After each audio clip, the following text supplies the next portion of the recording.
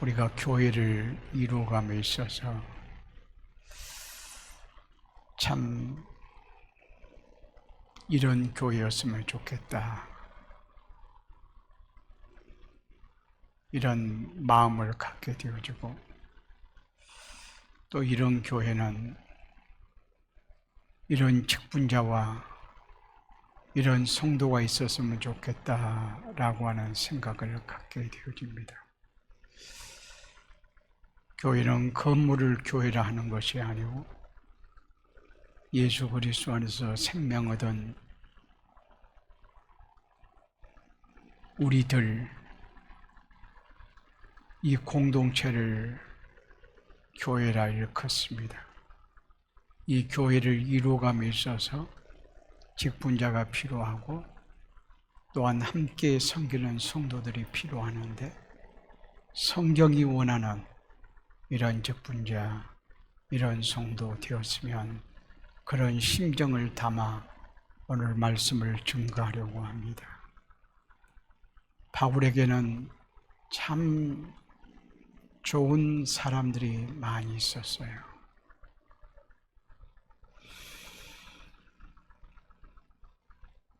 바울이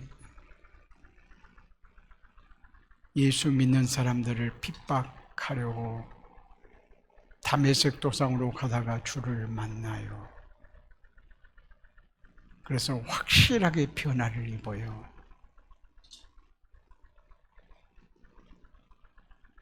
변화 입고 그가 한 일이 예수님의 제자들, 사도들 좀 만나야 되겠다 싶어 예루살렘에 가요. 그런데 예수님의 제자들은 바울이 변하여 새 사람이 되었다라고 하는 사실을 믿고 싶지를 않아요. 워낙 못되게 핍박을 해야서. 그런데 바울은 확실하게 변했어요. 그런데 예수님의 제자들은 만나주려고 하지 않고 오히려 두려워해요. 이때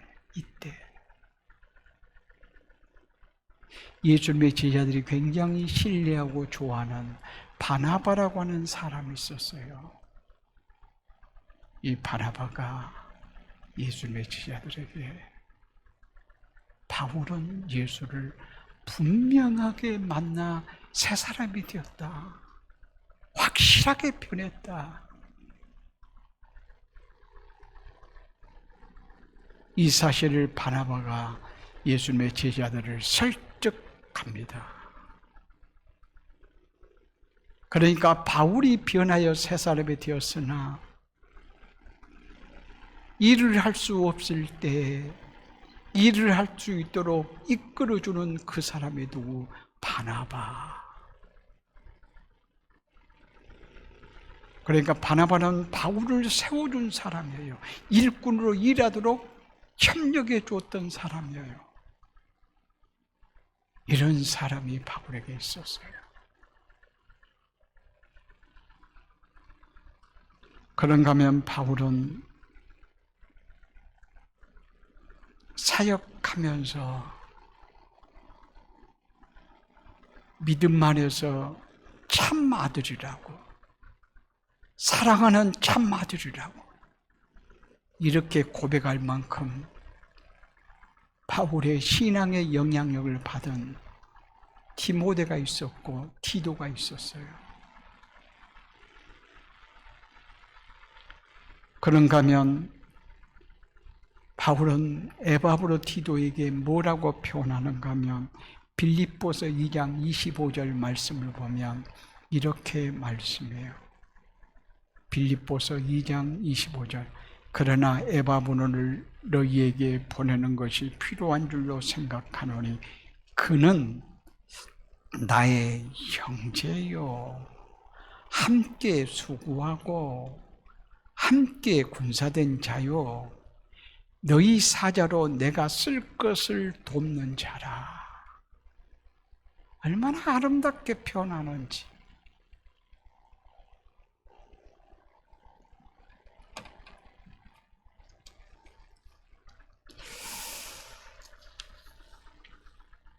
그뿐이 아니라 로마서 16장 말씀 보면 바울을 위해서 목이라도 내놓을 만큼 바울의 신실한 동역자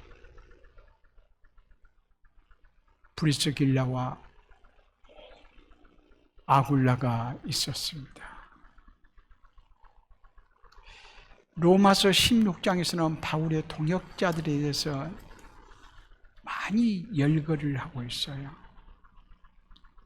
참 이 바울의 심정을 보면 참 얼마나 이들이 자랑스럽고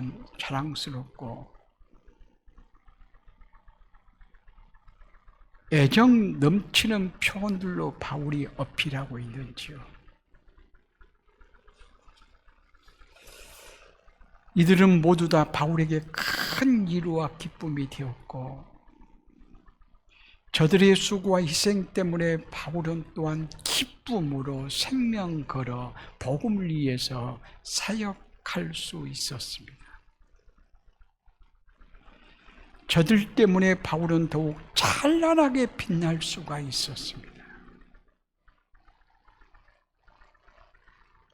바울은 이들을 형제라, 자식이라, 동역자라 아름다운 표현들을 하면서 그 바울의 얼굴을 봐봐요.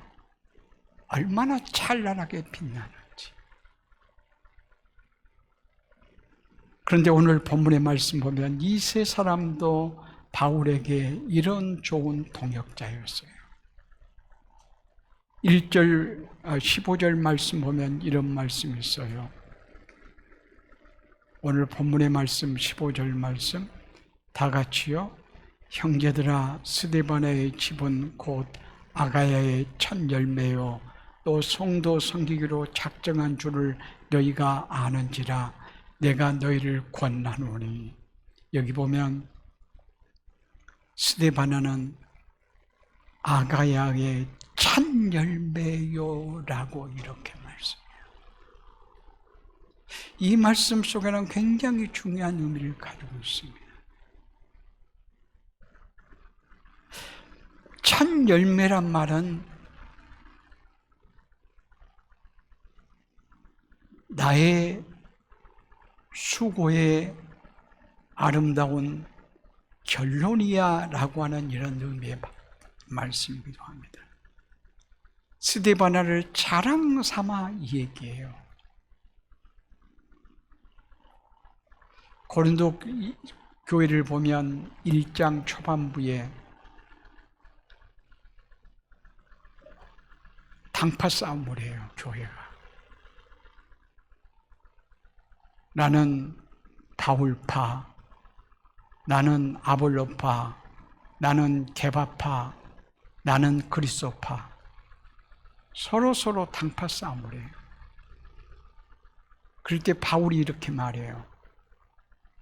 자기 편에 서 있는, 자기에게 줄을 서 있는 자들에게까지 책망조로 말하기를, 내가 너희를 위해서 십자가에 못 박혔느냐? 내가 너희들에게 세례를 주지 아니하였음을 감사하노라.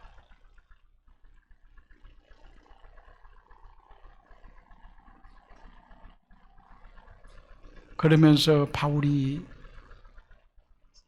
세례 준 사람은 그리스도와 아가요와 스데바나 집 사람들에게만 세례 베풀었다고 이렇게 말해.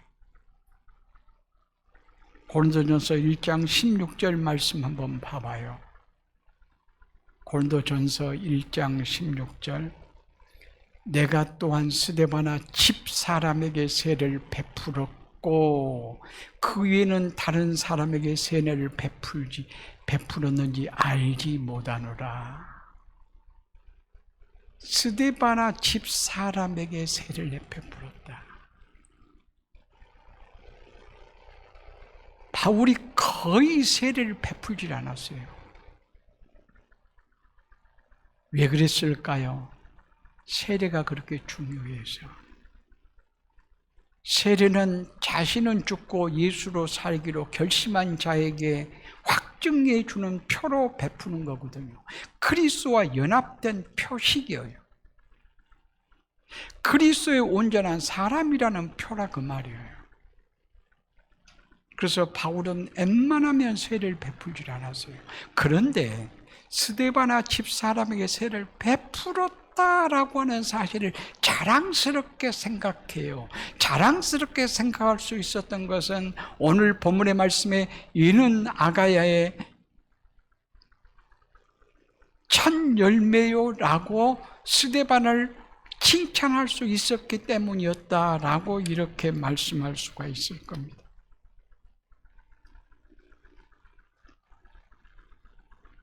이것은 바울 자신을 자랑하려고 하는 것이 아니라 스데바나가 얼마나 성숙한 성도가 되었는가를 확신하며 기뻐하고 있다라고 말할 수가 있어요. 열매는 성숙했다, 아름다운 결실이다, 완성품이다, 이런 의미를 담고 있어요.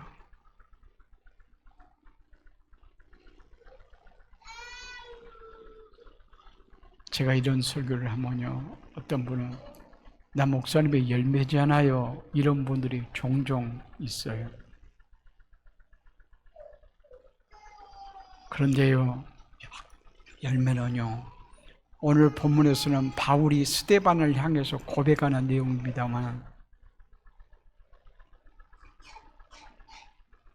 나도 당신은 내 열매야, 이렇게 말할 수 있고, 그 사람도 나는 목사님의 열매인데요, 이렇게 말할 수 있어야 진짜 같아요. 너는 나의 열매야 라고 말하는데 전혀 그렇지 않을 수도 있고, 또 그 당사자 성도는 나는 목사님의 열매인데요 그렇게 생각해도 내 마음은 그러지 않을 수도 있잖아요. 그래서 내 마음 속에서도 성도님은 나의 열매요, 이 마음과 더불어서 그 성도님의 마음 속에서도 나는 목사님의 열매인데요, 그리스도 안에서 이렇게 피차 고백할 수 있으면, 확신할 수 있으면 대단히 아름다운 일이라 이렇게 말할 수 있을 겁니다.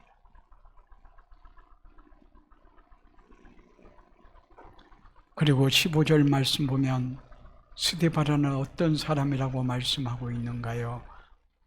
형제들아, 스데바나의 집은 곧 아가야의 첫 열매요.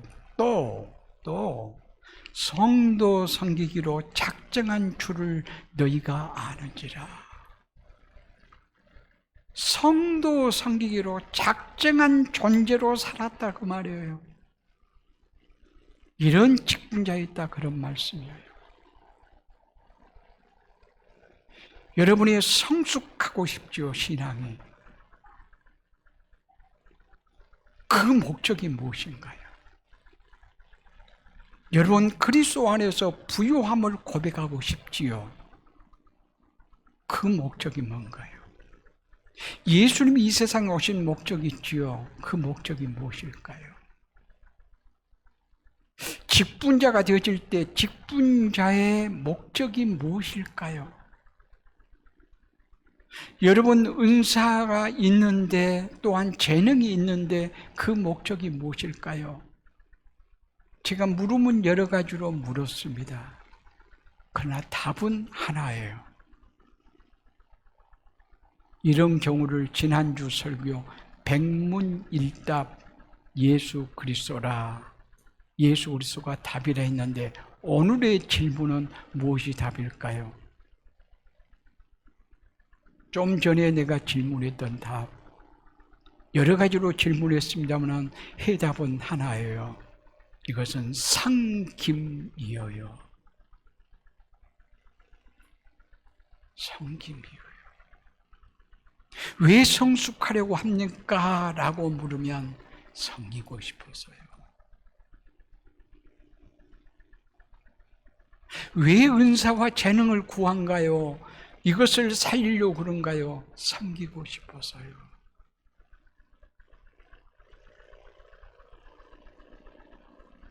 예수님이 이 땅에 오신 목적이 무엇일까요? 십자가에 죽기까지 섬기려고요. 직분을 갖고자 하는 목적이 무엇인가요? 성도 섬기려고요.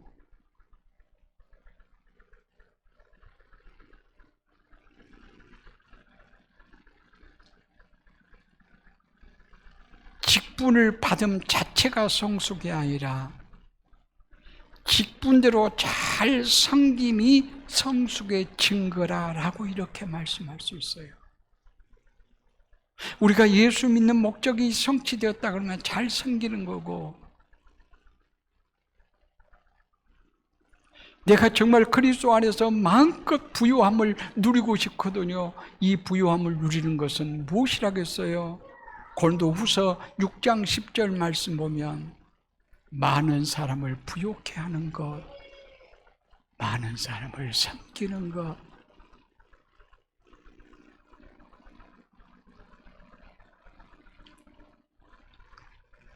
섬기는 자란 예수님처럼 제자들의 발을 씻기는 것을 말하기도 합니다.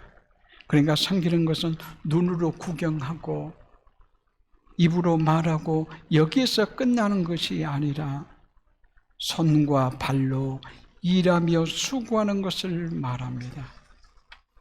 스데반은 성도 섬기기로 작정된 자로 여겼습니다. 교회의 직분자는 장로나 권사나 다양한 직분들이 있는데 직분자들은 성도 섬기기로 작정된 자라. 이런 심정으로 우리가 교회를 이루어가야 될 것입니다. 비단 성도들에게만 국한할 것은 아닙니다. 한 걸음 나가서 이웃 섬기기로 작정된 자라, 이런 마음까지 가져야 돼요.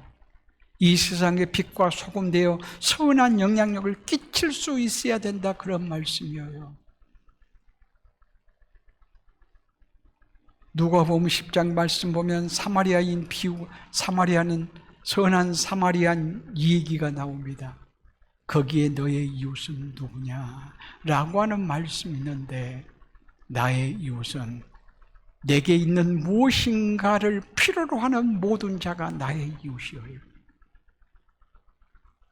그러니까 이웃, 내가 섬길 만한 이웃들이 있다 그 말이에요. 내가 가지고 있어요. 수단이 있어요. 방법이 있어요. 능력이 있어요. 내게는 무엇인가 하나님께서 은사와 재능을 주셨어요. 무엇하려고? 섬기도록, 이웃사랑을 실천하도록. 그런데 관계시키지 아니하면 내게 있는 것이 의미가 없다 그 말이에요. 그리스도 안에서 부요하게 하심의 의미가 전혀 없다 그 말이에요. 그리스도 안에서 부요하게 하심은 그리스도 안에서 행복을 고백할 뿐만이 아니라 이웃사랑을 실천하는 데 의미가 있는 거예요. 그러니까 우리는 모두 다 섬길 수 있는 방식과 재료가 있는 자이고 이웃사랑을 실천해야 될 우리라, 그런 말씀이에요. 그 다음 17절 말씀 한번 볼까요? 17절 말씀, 오늘 내가 스데바노와 부두나도와 아가이고가 온 것을 기뻐하노니 그들이 너희의 부족한 것을 채웠음이라. 그리고 18절 말씀 보면 그들이 나와 너희 마음을 시원하게 하였으니 그러므로 너희는 이런 사람을 알아주라. 그러니까 고린도 교회에 너희가 나를 섬기고자 하는 것이 부족했어. 너희들은 이기적이어서 잘 못했어. 그러나 이 세 사람이 내게 온 이유가 있어. 그것은 너희가 나를 섬기는 데 부족한 것을 채우고자 함이야. 이들은 내 마음도 너희들도 시원케 하는 정말 얼음 냉수 같은 존재들이었다. 바울이 이렇게 칭찬하고 있는 모습을 볼 수가 있습니다.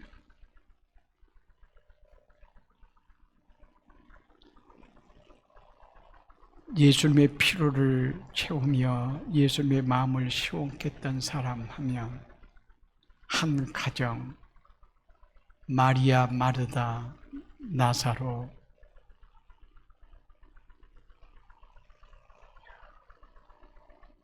세 남매라고 이렇게 말할 수 있을 거예요.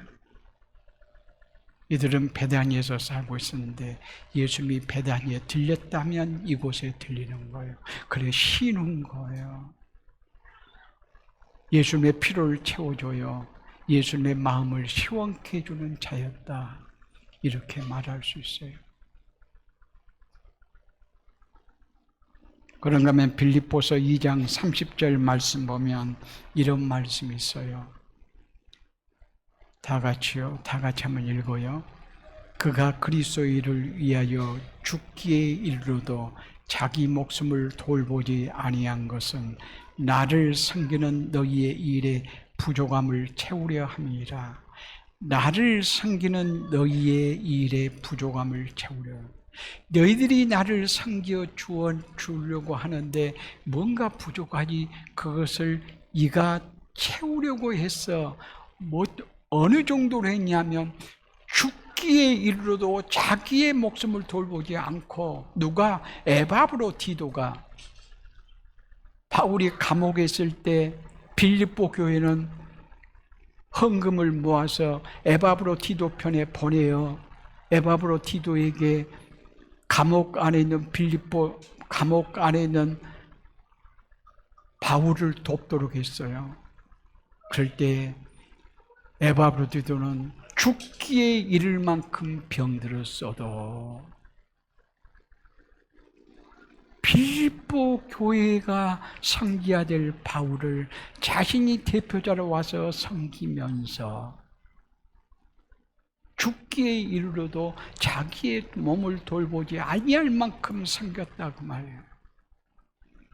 이것은 단순하게 바울을 섬겼다기보다 복음을 위해서 라고 이렇게 말씀할 수가 있을 것입니다.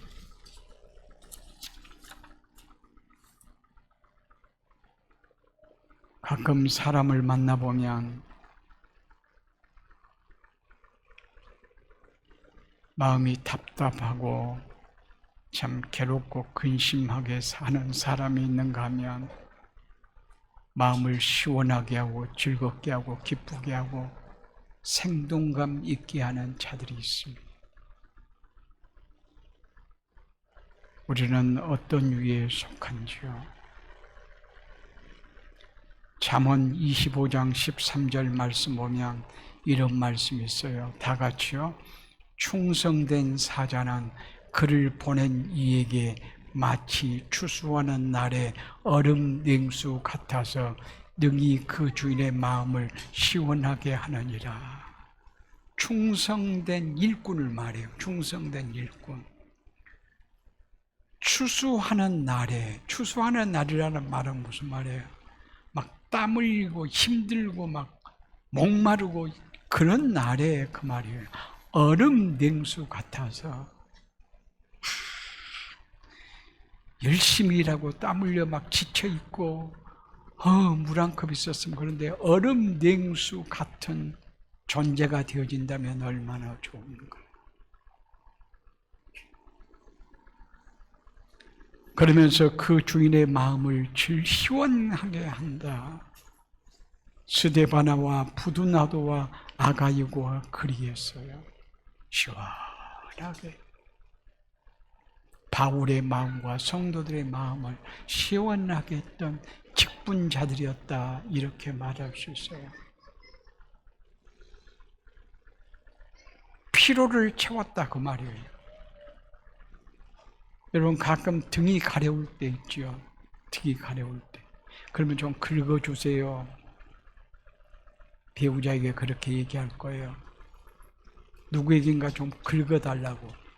근데 긁어주기는 긁어주는데 엉뚱한 데 막 긋고 있을 때 있어요. 그러나 딱 적중해서 가려운 것을 제대로 긁으면 와 시원하다. 시원하네. 우리가 서로가 서로에게 시원한 존재로 살았으면 좋겠어요.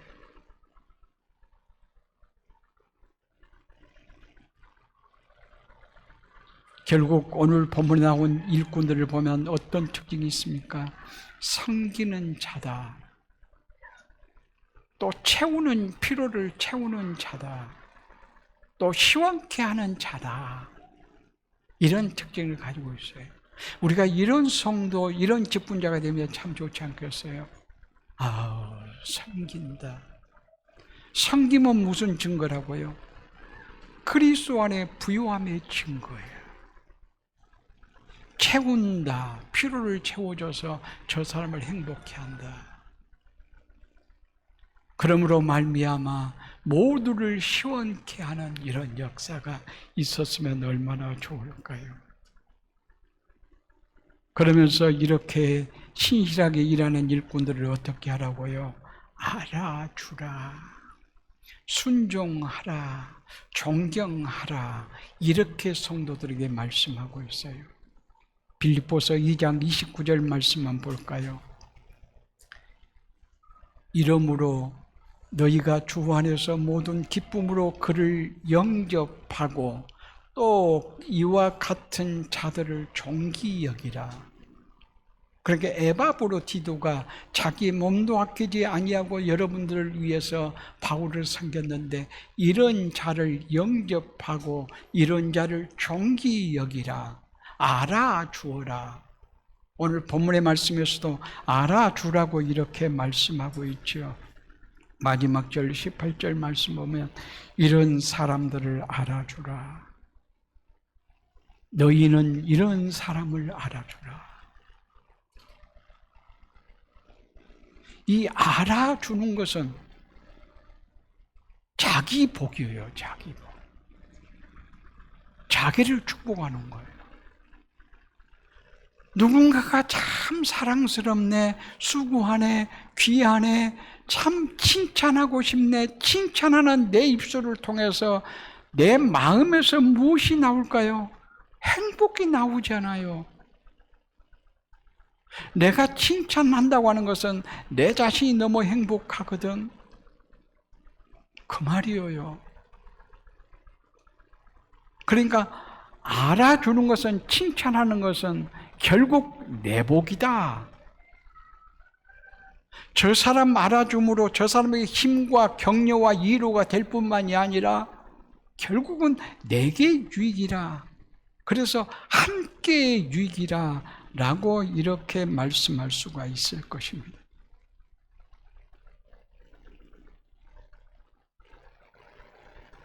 그러니까 남을 알아주는 것은 자신에게 복이요, 자신이 먼저 행복한 거고 계속 복이 오게 하는 방식이라 이렇게 말씀할 수 있어요. 얘기 하나 하고 마칠게요. 베트남 신학교를 가면요, 그 학생들이 14시간 내지 17시간, 한 30명 중에 한 10명은 그 먼 거리에서 와요. 10명 이상이 먼 거리에서. 그래서 10일 동안 집중 수업을 해요. 아침 9시에 시작하면 오후 6시까지. 그런데요, 집중하는데요, 10일 동안 수업을 해도요, 한 사람도 졸지 않아요. 완전히 강의하면 그 아이들이 미쳐 있어요. 나도 같이 미쳐요. 그러면서 그 아이들이 잘 알아듣는 모습이 보여요. 그리고 실제 말씀을 받고 그들의 삶이 변한 것도 보여요. 참 질문을 하고 대답하는데요, 수업 태도가 대단하게 아름답고요, 행복에 겨워 있는 모습이 보여요. 손편지를 쓰고 서로 대화를 하다 보면 같이 행복에 겨워하는 하나님의 나라 천국을 이루어지게 되는 것을 봐줘요. 이런 것들을 보고 있노라면 내가 나 스스로에게 그렇게 말해요. 너 그리스도 예수 안에서 부요한 자지. 이 부요함을 마음껏 누리는 현장이구나. 나에게 그렇게 말해요. 그리스도 안에서 부요함. 가장 첫째 중요한 것은 복음이잖아요. 복음. 복음으로 섬겨요.